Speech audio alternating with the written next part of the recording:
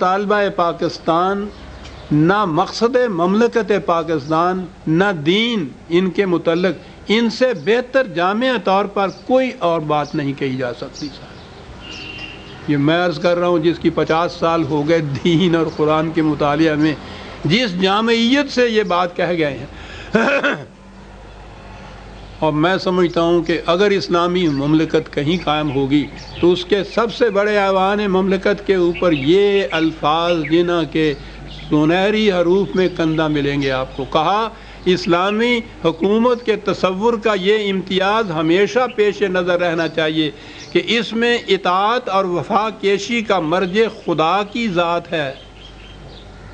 یہ تو عام طور پہ سارے کہتے ہیں اللہ کی اطاعت، خدا کی حکمرانی، یہ ایک ایبسٹریکٹ چیز ہے، محسوس بات نہیں۔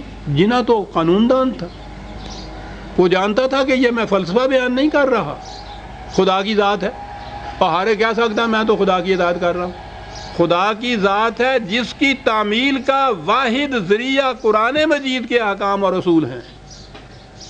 ایبسٹریکٹ کو کنکریٹ بنا دیا اس نے، قانون کے حادے کے اندر لے آیا ایسا کہ یہ ہے اس سے مقصود۔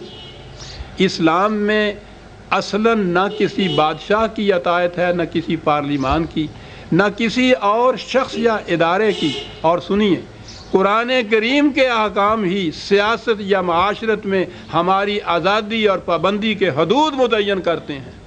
اسلامی حکومت دوسرے الفاظ میں قرآنی اصول اور احکام کی حکمرانی ہے، اور حکمرانی کے لیے آپ کو علاقہ اور مملکت کی ضرورت ہوتی ہے۔ کیوں عزیزان من؟ کہیں بھی اور آپ نے اس جامعیت سے صحیح تصور اسلامی مملکت کا، دین کے مقصد کا کہیں دیکھا ہے؟ اور آپ نے اور ان حضرات کی طرف سے کبھی یہ الفاظ بھی سنے ہیں کہ قائد اعظم نے یہ کچھ کہا تھا؟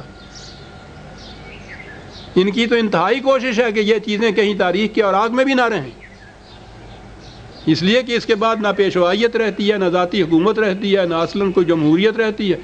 قرآنی احکام اور اصول ہی ہماری آزادی اور پابندی کے حدود مقرر کرتے ہیں۔ ایک ایک لفظ چوچا تلا ہوا ہے قانون کی زبان میں، حدود مقرر کرتے ہیں، جزیات نہیں دیتے، باؤنڈری لائنز دیتے ہیں۔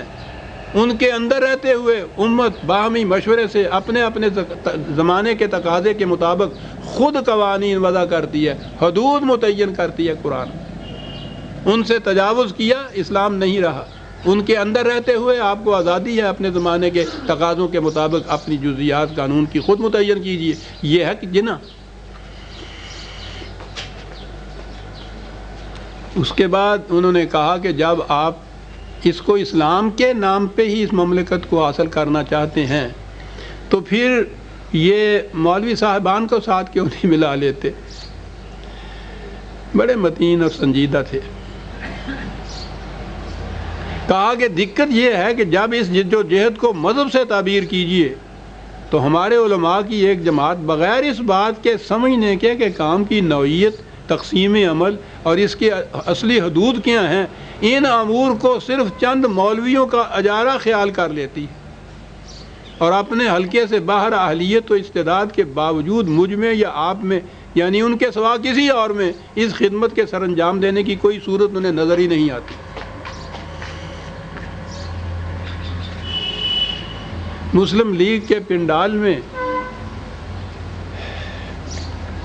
مولوی صاحبان کا ایک وفد آ گیا تھا ان کے پاس، اور ان سے کہا تھا کہ آپ چاہتے ہیں کہ مسلمانوں میں اتحاد رہے، تفرقہ نہ رہے، الگ الگ طبقات نہ رہیں، تو اس کی ایک عملی شکل ہم آپ کو بتاتے ہیں کہ جب آپ مسلم لیگ کا جلسہ کریں، اس کے پنڈال میں نماز کے وقت نماز با جماعت کا اہتمام کریں اتحاد کے لیے۔ قائد اعظم نے فرمایا کہ مجھے نماز کی اہمیت سے انکار نہیں ہے، لیکن میں آپ سے پوچھتا ہوں کہ اگر اس قسم کی پنڈال میں جماعت کھڑی کر دی تو اس کا امام کس کو بنایا جائے گا؟ کہا کہ یہ تو ہو سکتا ہے کہ اگر میں کھڑا ہو جاؤں سامنے تو کوئی اس سے اختلاف نہ کرے، لیکن میں تو اپنے آپ میں اس کی اہمیت احساس نہیں پاتا۔ آپ فرمائیے کہ کسی فرقے کے آدمی کو بھی آگے کھڑا کر دیا تو دوسرے فرقے والے جماعت چھوڑ کے الگ کھڑے ہو جائیں گے، ایک پنڈال میں 5 جماعتیں کھڑی ہو جائیں گی۔ یہ اتحاد ہوگا مسلمانوں کا یا مسلمانوں کا تفرقہ ہوگا؟ یہ کچھ وہ جانتے تھے۔ اور پھر انہوں نے بتایا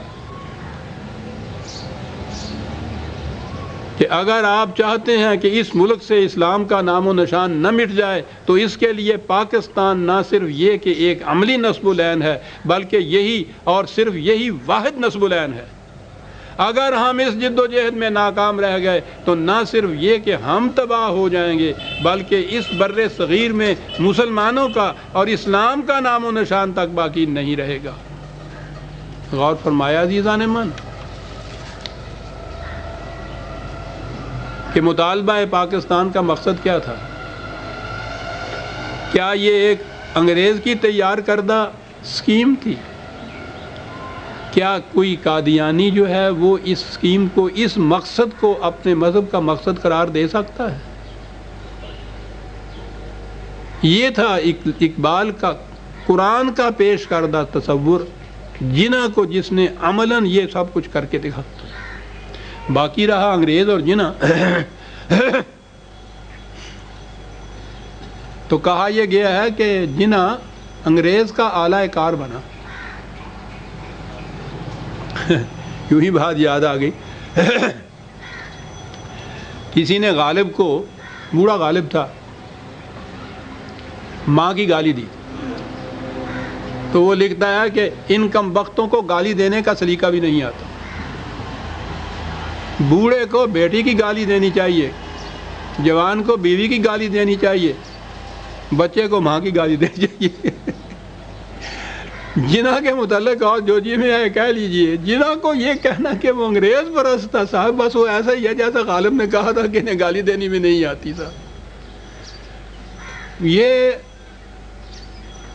بین الاقوامی شہرت کا لیڈر تو بعد میں بنا، مسلمانوں کا لیڈر بھی بہت بعد میں بنا۔ بہت پہلے کی بات ہے، بمبئی میں ہوم رول ہوتی تھی، اینی بیسنٹ اس کی سربراہ ہوتی تھی، اس کا یہ ایک عام ممبر تھا۔ اس زمانے کا جناح جو ہے اس کی کیفیت یہ کہ بمبئی کے گورنر لارڈ سیڈہم نے، عزیزان من آپ نہیں جانتے انگریز کے زمانے کے اندر، یعنی یہ گورنر اور وائسرائے تو ایک طرف رہے، ایک اکبر نے تو کہا تھا کہ خیریت چاہتے ہو تو اس میں یہ ہے کہ ہر گورے کو لیفٹیننٹ گورنر سمجھو، ہر گورے کی۔ وہاں کے گورنر کے متعلق یہ جناح کھڑا ہو کے اس کے سامنے کہتا ہے کہ یہی ہے وہ رجت پسند جس نے ایک عرصے تک ہندوستان کے خزانے سے بیش بہا تنخواہیں وصول کی، اور اب یہ ایک ایسی سازش کی رہنمائی کر رہا ہے جو کسی شریف انسان کے لیے باعث فخر نہیں ہو سکتی۔ اندازہ لگائیے، نوجوان بیرسٹر جناح، کوئی شہرت ابھی نہیں ہے، یہ کیفیت اس کے منہ پہ، گورنر کے یہ کہہ رہا ہے۔ بات آگے چلے گی۔ 1935 میں انگریز نے وہ سازش ہندو کے ساتھ مل کے کرنا چاہی کہ سارے ہندوستان کو ایک فیڈریشن بنایا جائے اور اس میں مسلمان بہرحال ہندو کے اکثریت کتابیں رہے۔ جنہوں نے اس کی سختی سے مخالفت کی، وزیر اعظم ریمزے میکڈونلڈ تھا، اس نے جناح کو ملاقات کے لیے بلایا کہ اسے اس پہ آمادہ کر دے، اور جیسا کہ انہیں پتا تھا کہ یہاں کے لوگوں کے تو گلے میں تختیاں رکھی ہوتی ہیں، تختیوں پہ لکھا ہوتا ہے کہ اس کی قیمت کیا ہے، اس کی قیمت کیا ہے۔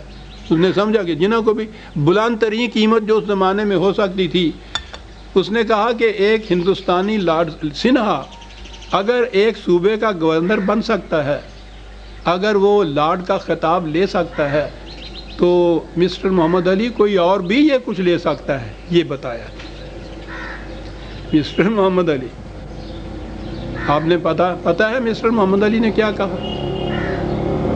وہ خاموشی سے وزیر اعظم کے کمرے سے باہر نکلے، اس نے پیچھے سے جا کے پکڑا، یہ ویسے ہی اخلاق کے خلاف نظر آتا ہے۔ کہا کہ جناح کیا بات ہوئی جو اس طرح سے آپ اٹھ کے چلے آئے؟ اس نے کہا کہ یہی نہیں کہ میں ابھی اٹھ کے چلا آیا، میں اس کے بعد ساری عمر تم سے نہیں ملوں گا کیونکہ آپ مجھے بکاؤ مال سمجھتے ہیں۔ جی آج کہا جاتا ہے کہ یہ انگریز کے اشارے پہ اس نے پاکستان کی قرارداد منظور کی تھی۔ یہ لنلت گو جس کے متعلق کہا کہ اس نے بھیجا